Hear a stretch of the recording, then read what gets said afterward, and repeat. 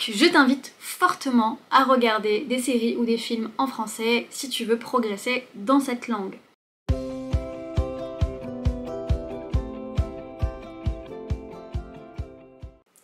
Salut, bonjour, bonsoir et bienvenue dans la partie 2 de cette vidéo consacrée aux séries françaises. Si tu ne l'as pas déjà fait, je t'invite à regarder la première partie de cette vidéo dans laquelle je te présente 4 séries françaises à voir absolument pour progresser en français. Je le répète, mais apprendre une langue doit se faire avec du plaisir et les séries sont pour ça un moyen excellent, un outil assez puissant pour apprendre une langue, mémoriser du vocabulaire, améliorer sa grammaire et les capacités d'écoute et de compréhension. Je te propose ici 4 séries dans des styles très différents. Il y en a pour tous les goûts, ok? Donc si tu préfères du dramatique, du comique ou des séries très réalistes, tu vas trouver une série qui te plaît, je te le garantis. Reste bien jusqu'à la fin de la vidéo, je vais te présenter ma série coup de cœur du moment, celle que je te recommande absolument de regarder. C'est la numéro 4.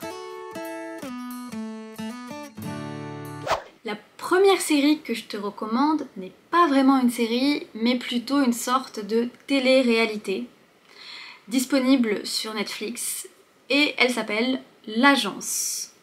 C'est une série sur le thème de l'immobilier de luxe. En fait, il s'agit d'une famille, les Kretz, les 2 parents et les 4 garçons, qui ensemble tiennent une agence immobilière de luxe.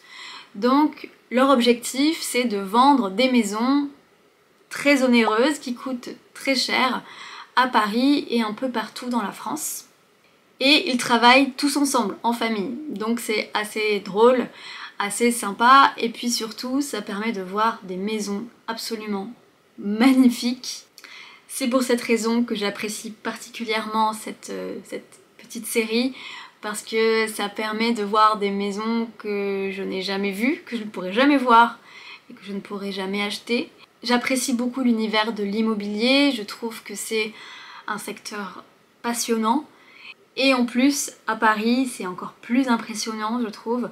On voit la ville sous un angle différent. C'est disponible sur Netflix, il y a je crois 2 saisons, c'est assez rapide à regarder et plutôt sur un thème humoristique, c'est très décontracté.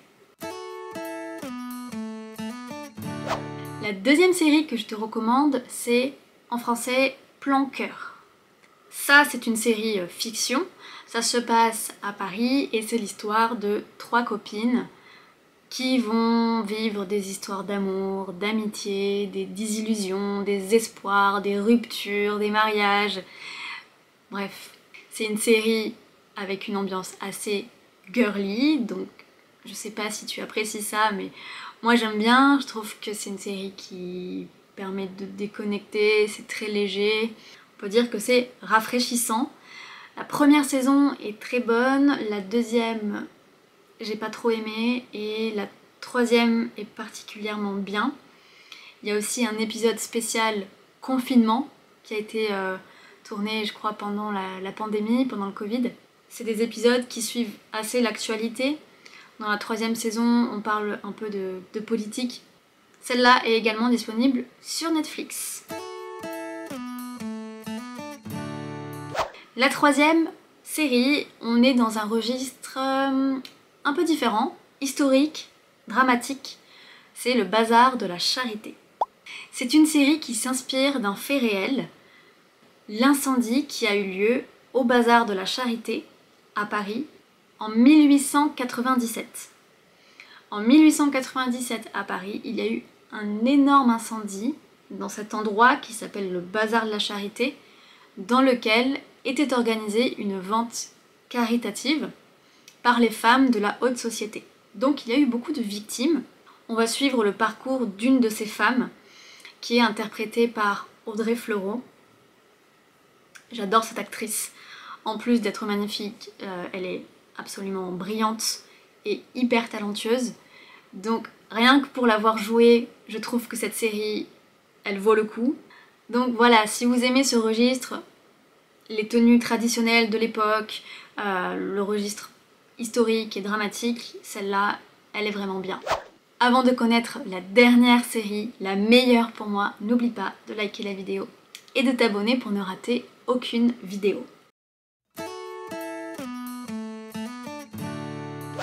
La meilleure série, c'est vraiment une de mes séries préférées, c'est 10%. En anglais, le titre est différent, mais en français, c'est bien 10%. Disponible sur Netflix, bien évidemment. C'est une fiction qui se déroule à Paris, dans le milieu du cinéma. On va suivre les aventures de 4 agents qui s'occupent d'acteurs et d'actrices célèbres. Et chaque épisode est centré autour d'un acteur ou d'une actrice réelle. Par exemple, Jean Dujardin va interpréter son propre rôle.